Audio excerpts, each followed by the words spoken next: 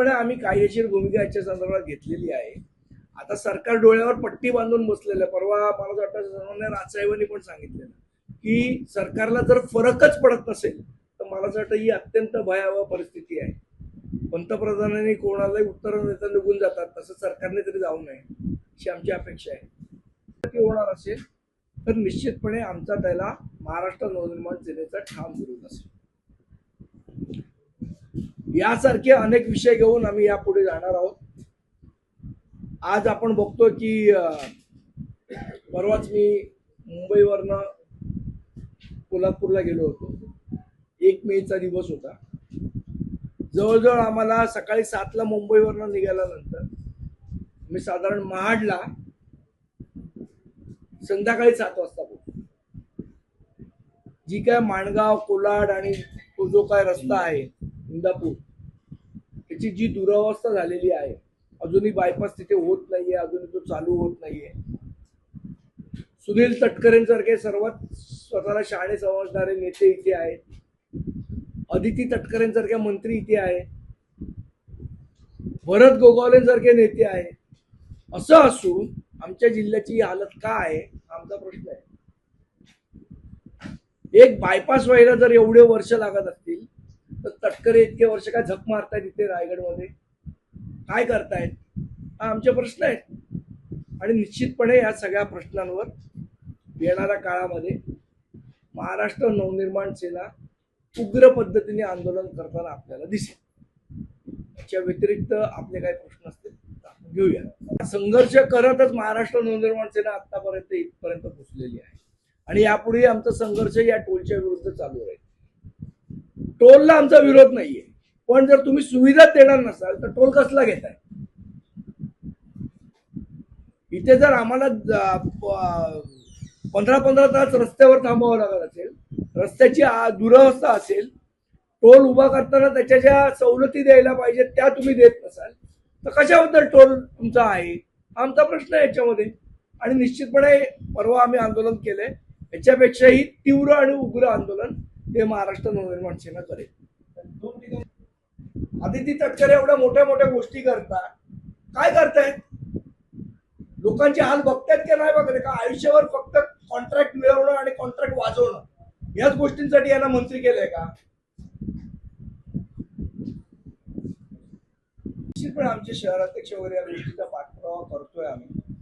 शेवट असा आहे, तुम्ही आतमध्ये असणं आणि बाहेर असणं याच्यामध्ये फरक असतो. सध्या आम्ही आतमध्ये नाही आहोत, पण बाहेर राहून जे करता येणं शक्य आहे ते आम्ही करतो. साहेबांनी मांडली होती याच्या संदर्भात. जर नाव बदलणार असतील तर मला असं वाटतं दिबा पाटलांचं नाव त्याला द्यावं. आणि जर तुम्ही त्याच टर्मिनल 3 करणार असाल तर छत्रपती शिवाजी महाराजांचं नाव आहेच त्याला. पण संदीपजी, मला असं वाटतं की ज्या तीव्रतेने इंटेन्सिटीने प्रश्न तुम्ही आम्हाला विचारतायत, आम्ही तर काही सरकारमध्ये नाहीये. मला असं वाटतं एखादा मंत्री जर कधी इथे पत्रकार परिषद घेताना दिसला किंवा जाताना दिसला तर हा प्रश्न त्यांनाही विचारायला तुम्हाला हरकत नाही. वारंवार आंदोलन केलेली आहेत. ज्या वेळेला मोर्चा निघाला त्यावेळेला मोर्चातही आम्ही सहभागी होतो. त्यामुळे आमची भूमिका स्पष्ट आहे. भूमिका स्पष्ट करायची खुर्चीत बसलेल्या लोकांनी. जी संपत्ती त्यांच्याकडे निसर्गाने दिलेली आहे, वडलोपार्जित आलेली आहे, त्या संपत्तीचं जतन त्यांनी केलं पाहिजे. याच्या संदर्भातली जनजागृती आम्ही निश्चितपणे करू. जो विकास होणार आहे, जे तुम्हाला मी एरिया सांगितला, या सगळ्या ठिकाणी जिथे तिसरी मुंबई येणार आहे तिथल्या लोकांना आमचे सर्व जिल्हाध्यक्ष, इथले स्थानिक पदाधिकारी गावागावामध्ये जाऊन आम्ही जनजागृती करणार आहोत की आत्ता तुमच्या जमिनी त्यांना विकू नका. आता एक मोठं षडयंत्र रायगडमध्ये चाललंय, जमिनी विकत घ्यायच्या आणि जेव्हा योजना येईल तेव्हा दाम दुपटीने त्या जमिनी सरकारला विकायच्या, अशा पद्धतीची योजना चालू आहे. त्याला बळी पडू नका.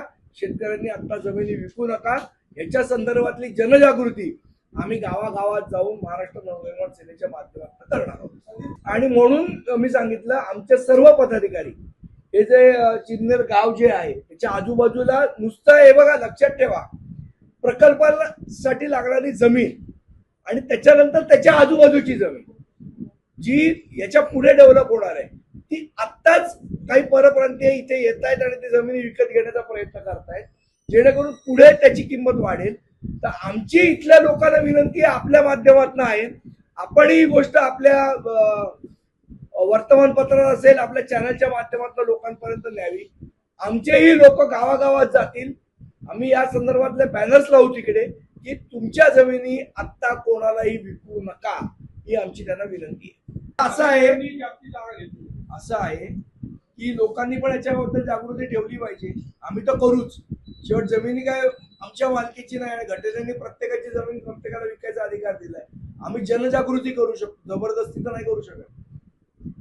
मला इथे रोजगार मिळाला पाहिजे.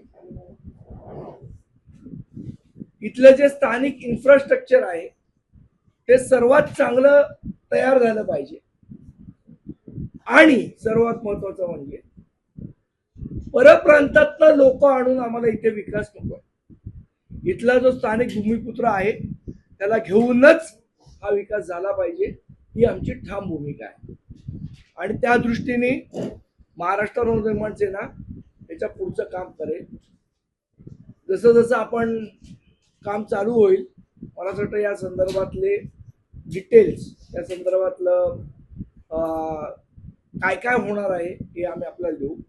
पण तुर्तास आम्ही इथले जे जिल्हाधिकारी आहेत त्यांना भेटून हा जो विकास होतोय, हा विकास होताना रायगड जिल्ह्याचं पर्यावरण, रायगड जिल्ह्याला जी निसर्गाने मुक्त असताना दिलेली उधळण आहे त्याला कुठेही बाधा न आणता आणि इथल्या स्थानिक भूमिपुत्रांना ह्याच्यातनं लाभ मिळाला पाहिजे, ही भूमिका आम्ही जिल्हाधिकाऱ्यांसमोर मांडणार आहोत.